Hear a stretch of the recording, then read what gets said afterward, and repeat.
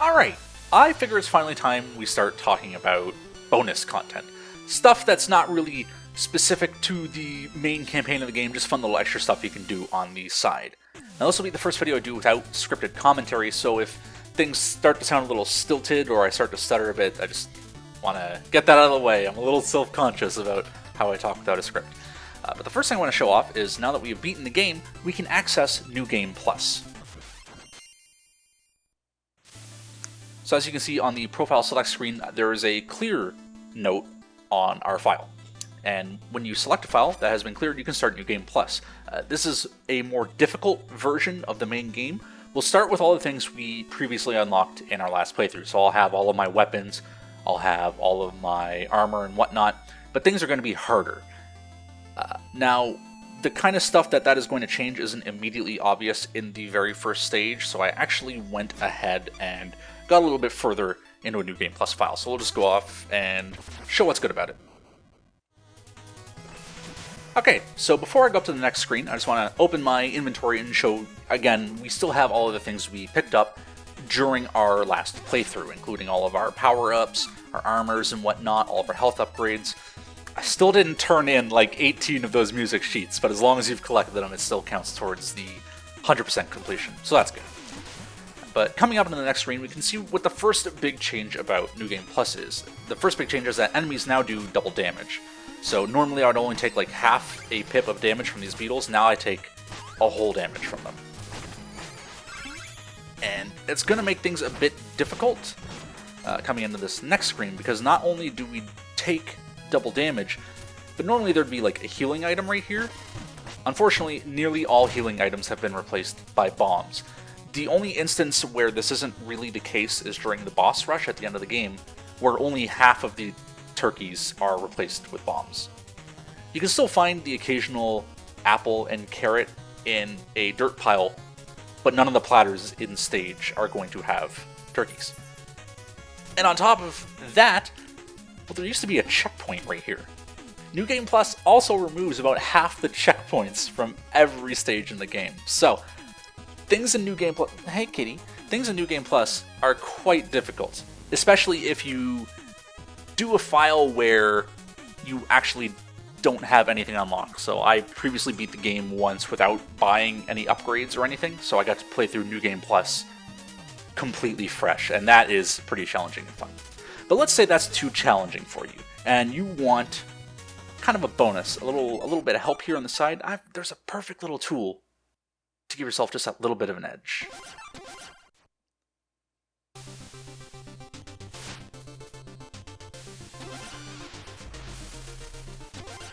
So I have a Shovel Knight amiibo, and when I scan it, that actually unlocks a few things for us to do.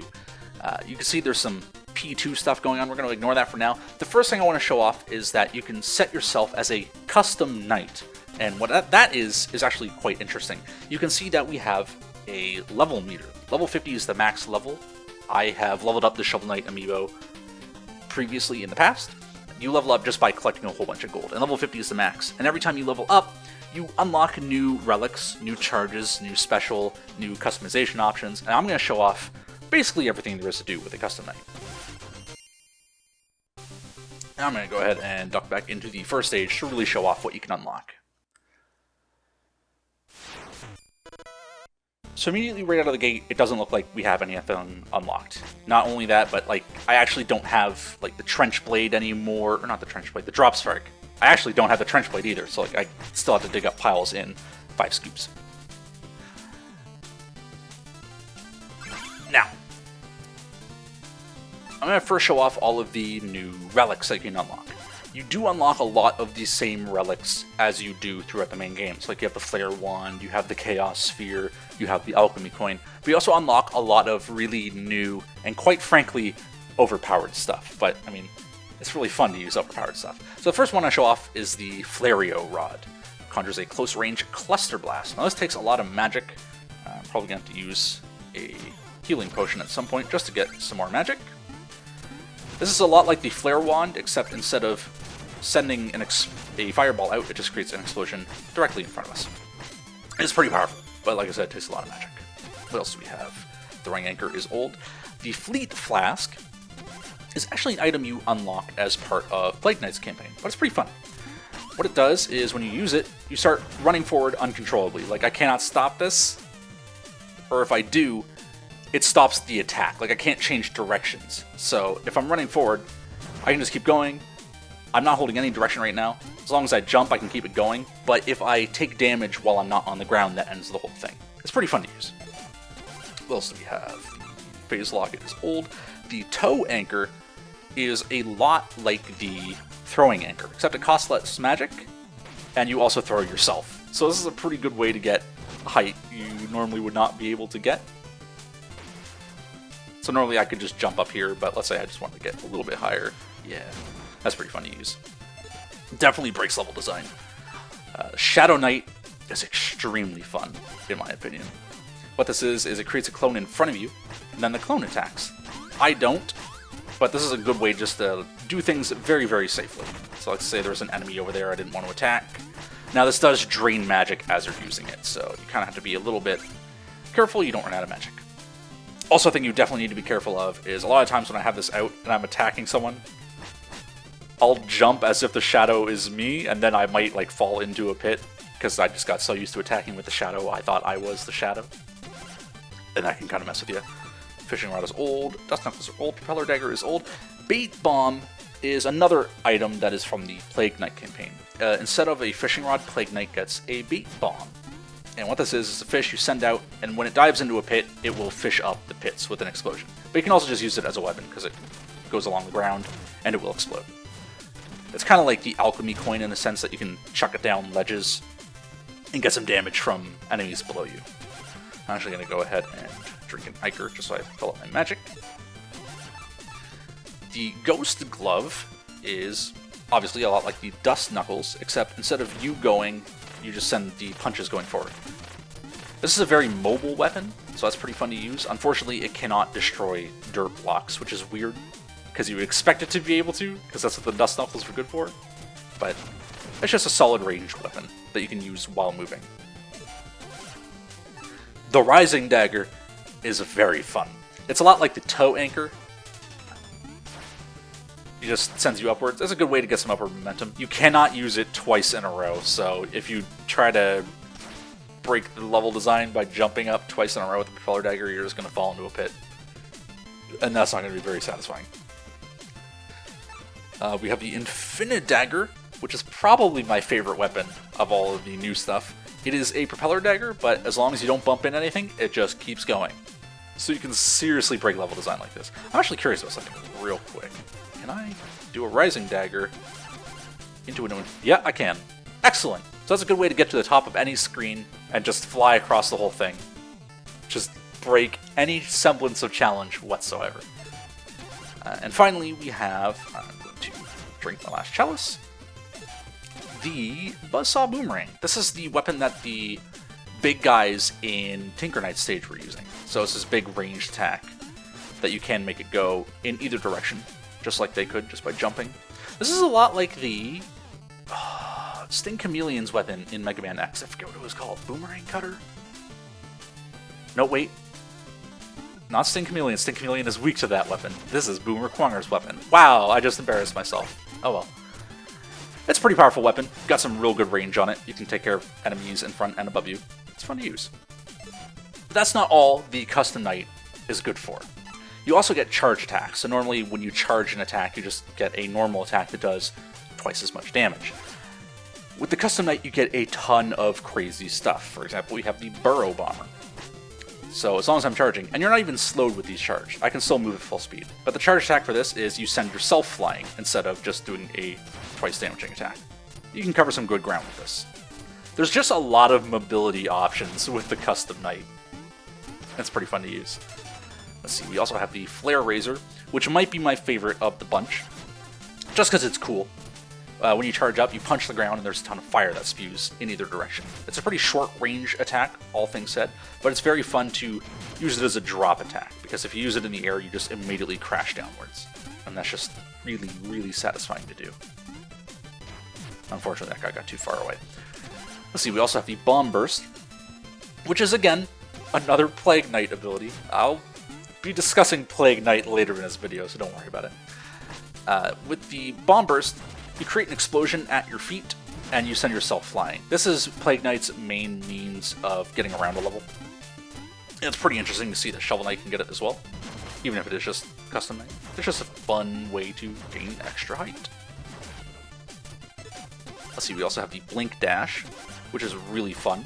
It doesn't do any damage, but you just dash through enemies. You cannot dash through walls or bricks or anything, but it's just a quick way to get past enemies. It's a pretty good speedrunning tool. That being said, I don't know if very many speedrunners use Custom Knight stuff. Surely there is a category for that. If there is, I haven't seen it. And finally, we have the Coin Capture. I'm actually going to go into the next screen to show this off. This is basically the yellow Ichor in power form. As long as you charge it up and then use it, you suck in gold to your body. It's not the most useful thing. That's why I never use the yellow Ichors, because gold is never that hard to access on its own. Usually if it's out of the way, it's because you're intended to find a way to get there. But anyway, I'm actually going to go ahead and get back onto that previous screen, which is not something I would normally be able to do, but with the Custom Knight I can. I'm going to show off some of the special moves. So first off, we have the Dash Boots. With this, we can actually run. So if I double tap in any direction, I'll just start running. Full bore. Animation looks kind of goofy because his walk animation is just sped up, and it looks pretty silly. Let's see, we also have the Shovel Blade Max, which is probably the least useful of the abilities. It just gives us the Trench Blade, the Drop Spark, and whatever the third upgrade is. I already forget what it is. Charge Handle. So it gives me a charge attack, which is overwritten by the charge attack that I have equipped for the Custom Knight. It gives me Drop Spark, which I can't use because I'm not at full health. So really it just kind of gives me Trench Blade, which just is a quality of life upgrade. So it's nothing to really write home about. I would rather use something else. The Glide Cloud is again another Plague Knight ability, but it's pretty fun. As long as you are holding jump, you will glide. This is a good way to just kind of get past pits that you would otherwise normally have trouble getting across. It's a good beginner's tool. Let's see, we also have the double jump. Again, a Plague Knight ability. It's just your basic double jump. Nothing to really write home about, but also, I mean, it's a double jump in a platformer game, so it's pretty useful. You have the diagonal drop, which is just really kind of hard to wrap your head around. Instead of going straight down when you do a downwards attack, you'll actually fly at an angle. It's a good way to get speed, so you can kind of just like spam this to move faster in a weird way. It looks weird, but also it's pretty useful as long as you're holding down. Anyway. Finally, we have the Bounce Bomb, which is Plague Knight's main method of attacking. So, Plague Knight doesn't have a shovel, he has bombs. You can throw out 3, and they also let you kind of hover in the air while you're throwing them. It's a good range attack. It's honestly just a solid attack overall, and in fact, if I also equip the Bomb Burst, I can kind of just show off how Plague Knight gets around. So he spends a lot of the time flying through the air. Plague Knight would also have a double jump equipped at the same time, but that's not something I can do because these are both in the same slot here. But anyway. So that's all of the abilities you can get. So I'm just going to go ahead and equip all the things I would normally equip. I like having a double jump. I like having a Flare Razor. I'm just putting everything back to the way I like it because I can just save this after I'm done. So that way it's always there and ready for me. Now I can also customize the look of Shovel Knight, and you can see that I named him Butt, which is actually going to make a lot more sense in a later video. But there's a whole lot of customization options available to us with the Custom Knight. For example, I can change what color he is, and there is a ton of colors. So I'm just going to very, very quickly scroll through them all, because I don't have time to show off every one in great detail. The one I tend to use the most is number, 46? I just think that's a nice, just kind of subtle color. It's nice to look at. It's nothing eye-searing like these ones or that. It's just a nice color. You can also change the costume. There's only a couple costumes, and if I equip one of these costumes, I would have to back out of the level and then re-enter it for it to take effect. So I'm just going to equip it here and then not worry about it. There's the Baron set, which looks incredible. This is what I use all the time just because of how cool it looks. And then you can also just kind of give Shovel Knight a fish head if that's your thing. I don't think that's particularly interesting. It's kind of weird. And that's all the costumes there are. I like the Baron set. Now, there are special effects that you can give the Custom Knight. For example, you can make it so that when you walk, you have a shadow trail, and I will show this off. So as long as I'm running around, I've got a shadow trail. I hope this shows up in video. I don't know how the frame rate is going to handle this, but I think it should work. It looks pretty cool. Kind of gives you like a Black Knight-esque ability. Let's see, there is also a Flare Wake. So wherever you walk, there will be fire. Now this does not take effect while you're in the air, it's just while you're on the ground. It looks pretty cool. Let's see, we also have a Shimmer Step, which is kind of the same deal, except, you know, it sparkles instead of fire.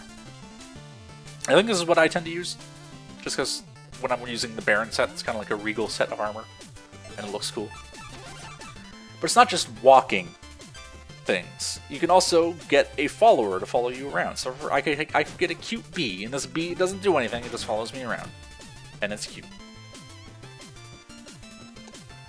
You be quiet. Hold on, I gotta feed my cat. She's being a little whiny. Alright. Let's see what else we got. Where was I? Customization. You can have a ghost friend following you. These ones, even if you attack it, he will turn invisible. Not as long, though. He'll still follow you around to the ends of the earth. He is your ghost friend. And he's a slightly different color, just so you don't get him mixed up with the actual ghosts in actual levels. And there is also a fairy follower, which are the little annoying guys in most of the levels. I think this guy is a little bit smaller than the other ones. He also doesn't attack you. Yeah, you can just have a little follower following you around. I'm gonna put the cute bee back on, because I think that's going to be everyone's favorite. So normally, when you're playing a Shovel Knight, if you press down, you just kind of crouch by 1 pixel. This is not really enough to duck under any attack. They mostly just put this in the game, because there was an article about this. Whenever these people who made this game make a game, they like putting in one button that does something basically useless. So for example, in Double Dragon Neon, there was the high five button, and in A Boy and His Blob, you could hug the blob. It's just a button that doesn't do any gameplay benefit, it just looks silly or cool. You can change what this does with Custom Knight. So for example, I could turn on Rainbow Spit, and what this does is as long as I'm holding down, I'm just going to start barfing up rainbows out of my helmet. There's also a Wolf Whistle, which I'm actually going to go ahead and turn down the music of the game so you can hear it better. So as long as I'm holding down.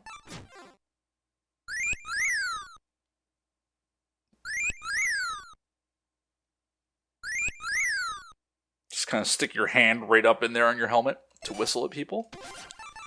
There's also Black Knight's Annoying Laugh, which is my favorite. Because how could someone not get this and not use it? It's just, it's so good. And finally, you can fake your death. So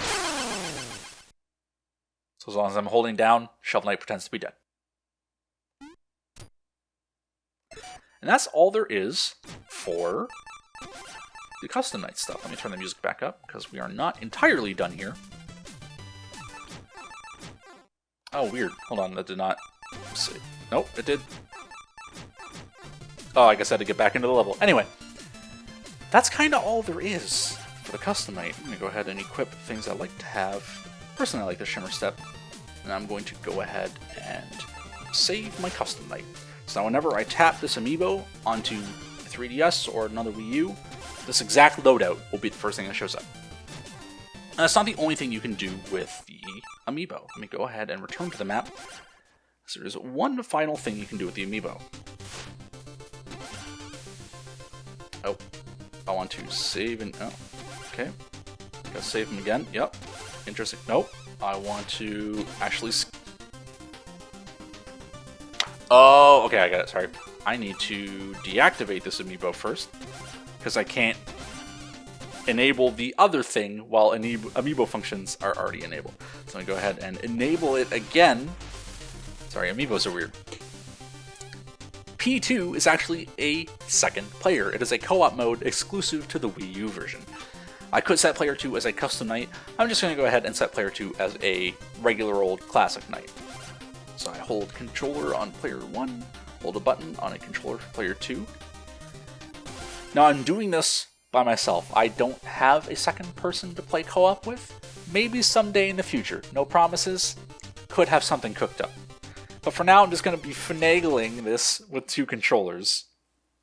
And it's kind of weird because the controls I have set up for player 1 also take effect for player 2. Player 2, I'm using a Wii Mode. But yeah, I can, just... Oh, I already screwed this one up. Nope. Nope, there we go. Okay, excellent. What is going on here? Hold on, I'm sorry. This is very peculiar. What button am I... Okay, there we go. I guess I was just fat fingering the minus button on the Wii Mode. But yeah, it's a 2-player mode. You can't run through each other. You can attack each other, and they will react. You can bounce off of people's heads. You can actually just kind of jump higher, get some extra height that way. Oh, sorry, the Wii Mode controls for this are very, very weird because of the way I have player 1's control set up. But it's a co-op mode, You cannot split up too far away from each other. Hold on. This is very hard to do with one person. There is a set distance you can get. It's a co-op mode. I hope to one day try this out in full. But for now, it's just kind of me attempting to do this with 2 hands.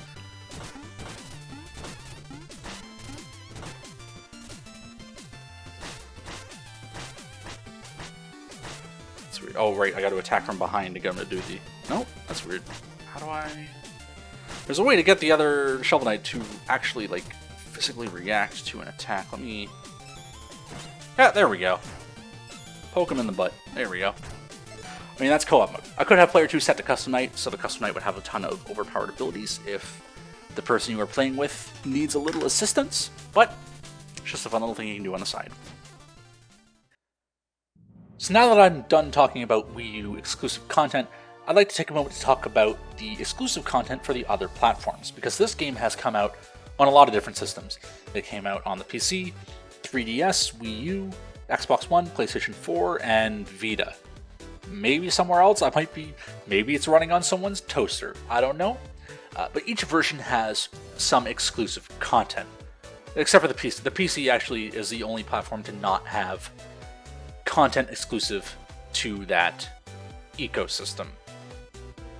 So, out of the remaining platforms, there's no way I can record those at a quality I would be satisfied showing off. So to start with, there's the 3DS, which has the Street Pass Arena.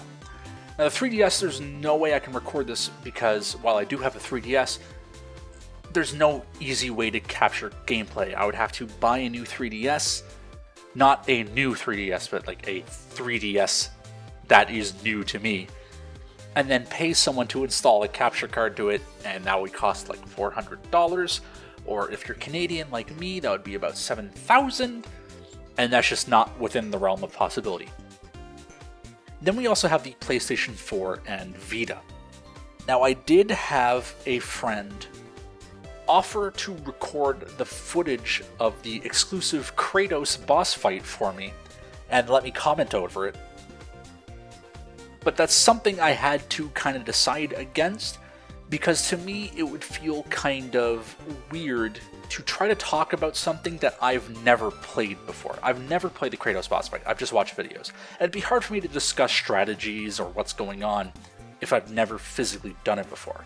And I just don't think that would be of acceptable quality for my standards. But go ahead and click this video so you can be brought to a link to where you can watch that gameplay footage yourself, because it is actually a pretty cool boss fight. Now finally, on the Xbox, you can go ahead and fight the Battletoads, which is very well done. If you can only watch one of the 3 exclusive things going on in this video, please go ahead and watch this one, because it is the most well thought out. I did have another friend offer me his Xbox account so I could log into an Xbox and play Shovel Knight off of that account. But again, I don't have an Xbox. I would have to either go find a local friend, either borrow their Xbox or bring my entire recording station to their place and record there, and the logistics of that is just not really feasible. So again, I'm just going to have to decline commenting on a thing I've never played before, but go ahead, click this video, watch it. It is extremely cool. Now, since I have also talked about a lot of Plague Knight in this video, because a lot of his abilities came up as part of the custom night, and I brought up Plague Knight as part of the credits of the final campaign video, I just want to put a final word on how I'm going to be handling that here. I do want to show off Plague Knight in some capacity at some point. I love this game. I want to show off as much of it as I can, including stuff that is not yet released. So what I am going to do for the time being is wait for the Spectre Knight campaign to come out in a few months, and then kind of take inventory and decide how I want to handle all of the DLCs. There's still a King Knight campaign on the horizon, but I can get a better feel for how I want to handle the DLC once more of it is out. Currently the way it is Plague Knight reuses a ton of the same levels, so once I have finished talking about the new mechanics of Plague Knight, that's kind of all there is to talk about. There's the story, but I don't want to talk over the story because that's just how I am. I don't like talking over text. Spectre Knight's campaign, on the other hand, looks like it's going to be an entirely new game. Now, I really want to handle all of the DLCs with the same consistency. I want to give all of them the same love, the same treatment. I don't want to just kind of like throw together a compilation video of Plague Knight and go, oh, this is Plague Knight, and then like put all of my focus into Spectre Knight. I want to handle everything with the same amount of care. So I'm going to wait. Plague Knight will come eventually, just not right now. I'm going to wait for the rest of the DLC to come out, and then decide how I want to handle it. So look forward to seeing it on this channel in like a year, when all of the DLC comes out and I have time to play through them all and decide how I want to handle them. But for now, you can just go ahead and click on through to the next video. I'm going to be tackling a lot of these side challenges. They're just kind of like a distraction you can do separate from the main game. They're really well done, really interesting, some cool design stuff going on that I kind of wish was in the main game. But it's really cool. It's worth checking out, and I hope you enjoy.